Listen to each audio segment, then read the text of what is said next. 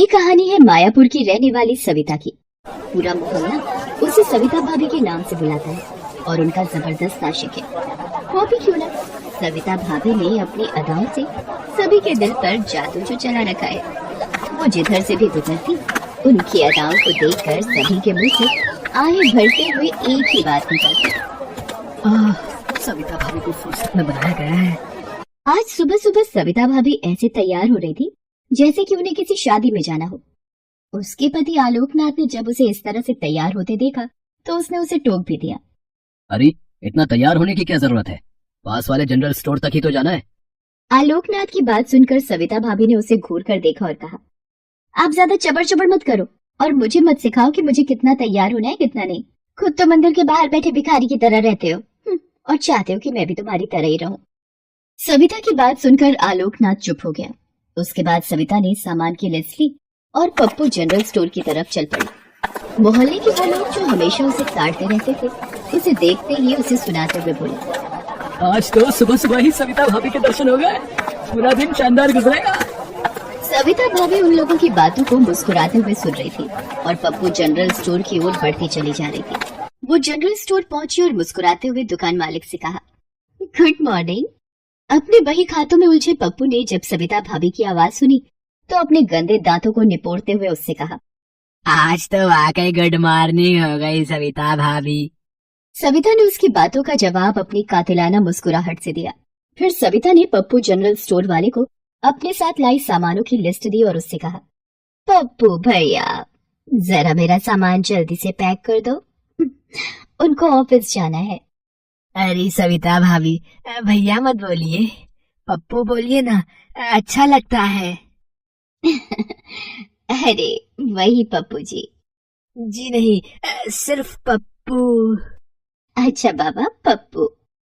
हाय हाय सविता भाभी, आपके मुंह से अपना नाम सुनकर कुछ कुछ होने लगता है।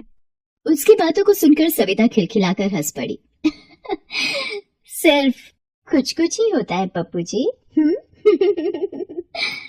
सविता ने ये बात इस अंदाज में और लंबी लंबी सांसें लेते हुए कहा कि पप्पू झेप सा गया और सविता से कहा, सविता भाभी मैं घर पर भी डिलीवरी देता हूँ, अगली बार से सिर्फ कॉल कर दीजिएगा, बंदा आपकी खिदमत में हाजिर हो जाएगा।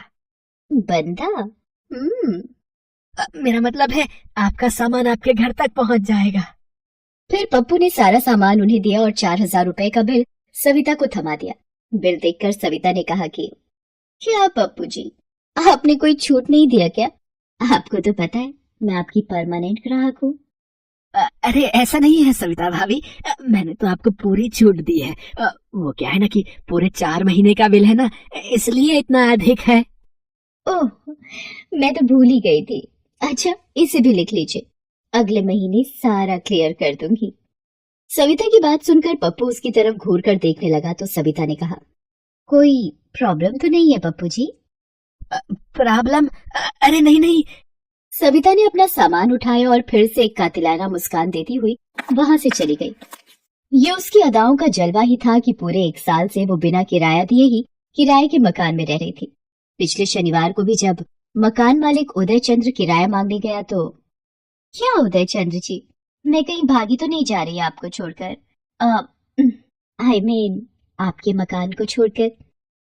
अरे सविता जी, मैंने ऐसा तो नहीं कहा, वो तो मैं इधर से गुजर रहा था तो इस तरफ भी आ गया। ये सुनकर सविता ने अपना हाथ धीरे से उदय चंद्र के हाथों पर रख दिया और तेज आहें भरती हुई बोली, हाँ क्या उदय चंद्र जी, आप बिना बड़े मतलबी हैं, इधर से गुजर रहे थे तो आए, कभी मन बनाकर भी आइए, हमें तो आपका इंतजार रहता है। सविता की बात सुनकर 3 बच्चों के पिता उदय चंद्र का दिल भी किसी फुटबॉल की तरह उछलने लगा। वो उस दिन भी बिना किराए लिए सविता के यहाँ से वापस चले गए। इस तरह ना जाने कितने लोगों से सविता ने बिना पैसे दिए अपना काम निकाल लिया था। उसका पति जो बहुत ही सीधा था और मामूली तनख्वाह पर नौकरी करता था, उसे ये सब बिल्कुल पसंद नहीं था, लेकिन सविता ने उसे पूरी तरह दबा कर रखा हुआ था। एक दिन की बात है, आलोकनाथ रात को अपने ऑफिस से लौट रहा था